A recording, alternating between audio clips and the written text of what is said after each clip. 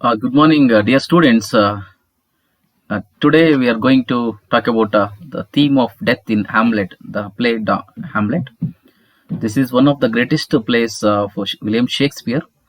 It is very famous for the themes like revenge and death, and also supernatural elements and other things.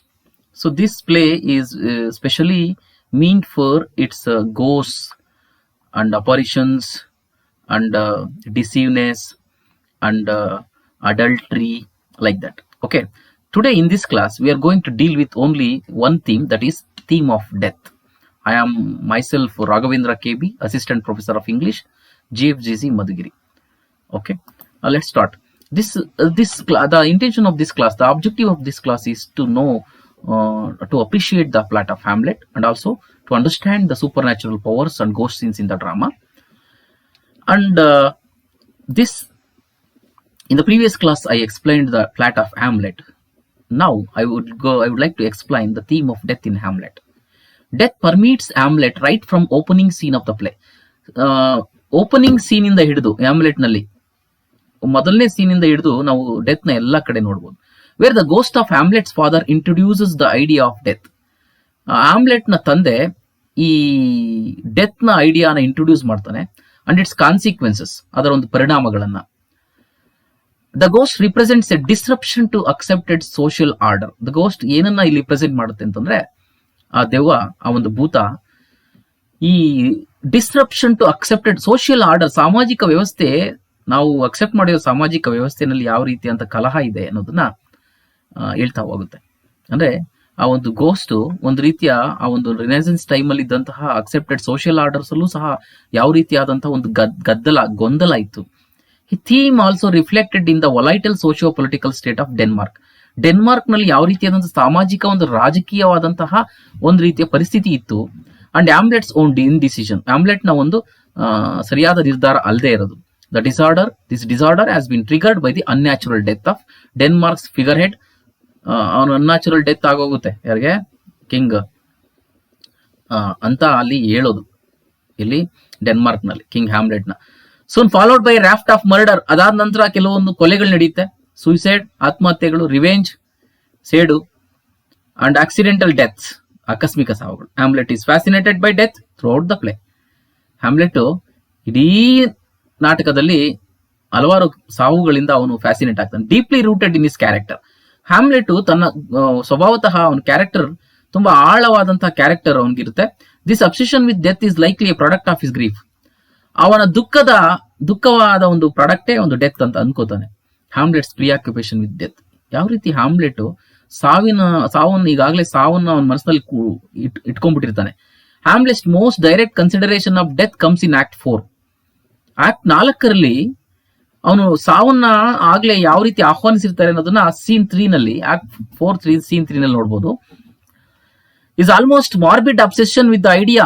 ಅವನು already morbidity ಬಂದ್ಬಿಟ್ಟಿರುತ್ತೆ, ಅವನು ಹುಚ್ಚುತನ, ಒಂದು ಭ್ರಮೆ ಬಂದ್ಬಿಟ್ಟಿರುತ್ತೆ ಅವನ ಮನಸ್ಸಿನಲ್ಲಿ.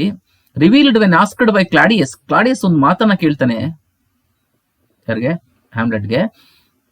Various hidden Polonius body. Polonius ಬಾಡಿನ ಎಲ್ಲಿಟ್ಟಿದ್ಯಾ ಅಂತ ಕೇಳಿದಾಗ ಆಗ ಹ್ಯಾಮ್ಲೆಟ್ ಹೇಳ್ತಾನೆ ಒಂದು ಮಾತನ್ನ, at supper not where he eats. ಅವನು ಎಲ್ಲಿ ತಿಂತಾನೆ ಅಂತ ಗೊತ್ತಿಲ್ಲ, but where is eaten.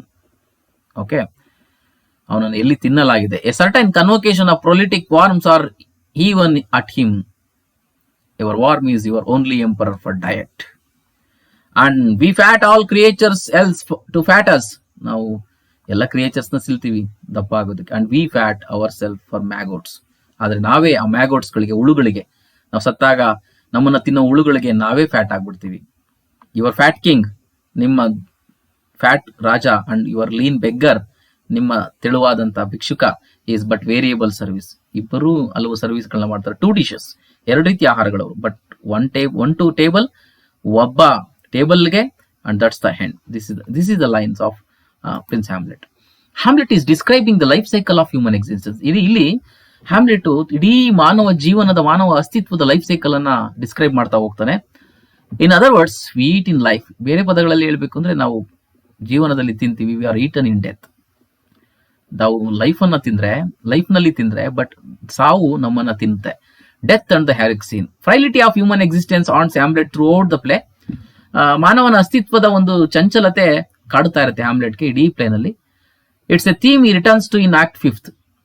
Act 5th ಅಲ್ಲಿ ಒಂದು ಥೀಮ್ ಕಾಣುತ್ತೆ ಸೀನ್ 1 ಅಲ್ಲಿ. The iconic graveyard scene. ಅದೇನಂದ್ರೆ ಐಕಾನಿಕ್ ಗ್ರೇವ್ ಹ್ಯಾರ್ಡ್ ಸೀನ್, ಒಂದು ಸಮಾಧಿಯ ಸೀನು.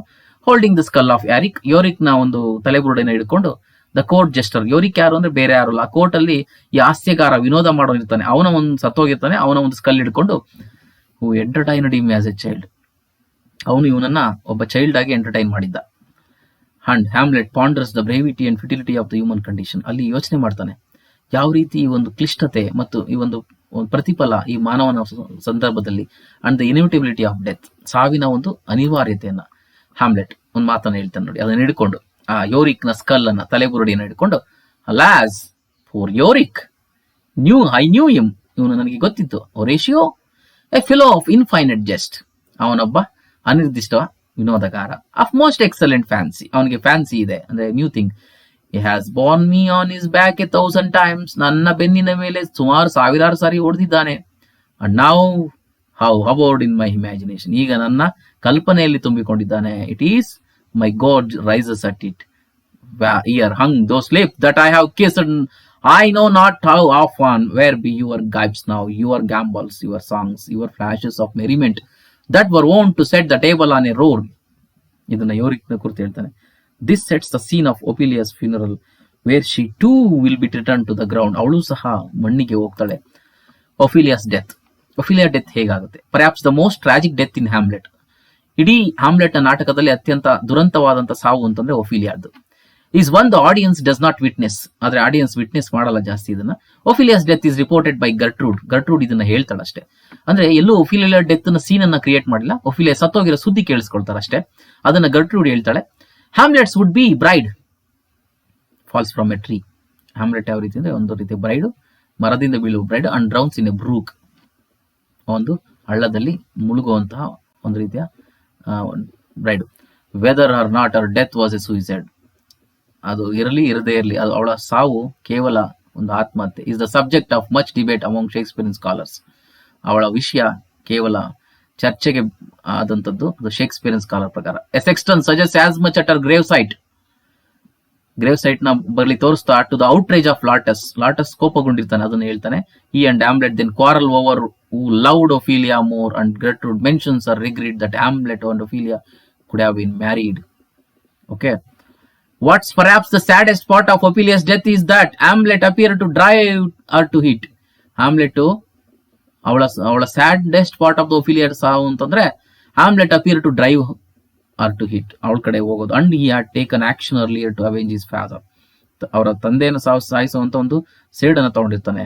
ಒಂದು perhaps Polonius and she would not have died so tragically. ಅಷ್ಟು ಆ ರೀತಿ ತುಂಬಾ ದುಃಖದಿಂದ ಸಾಯಬಾರ್ದಾಗಿತ್ತು. Suicide in Hamlet. The idea of suicide also emerges from Hamlet's preoccupation with death. ಯಾವ ರೀತಿ ಸಾಯ್ತಾನೆ ಅಂತ, ಅವನ ಸಾವಿನೊಂದಿಗೆ ಯಾವ ರೀತಿ suicide. Although he seems to consider killing himself as an option. ತನ್ನನ್ನು ತಾನು ಕೊಂದ್ಕೊಳ್ಳೋದೊಂದು ಆಪ್ಷನ್ ಹಾಕೊಂಡಿದ್ರು ಸಹ it does not act on this idea. ಅದ್ರ ಆ ಸೂಸೈಡ್ ಮಾಡ್ಕೊಳ್ಳೋದಕ್ಕೆ ಹೋಗಲ್ಲ. ಆದ್ರೆ it does not act when he has the opportunity to kill Claudius and avenge the murder of his father in act 3, scene 3. Ironically, it is this lack of action on Hamlet's part that ultimately leads to the death of his death at the end of the play. Okay. So thank you dear students. You go with the other themes in the next class. Okay, thank you.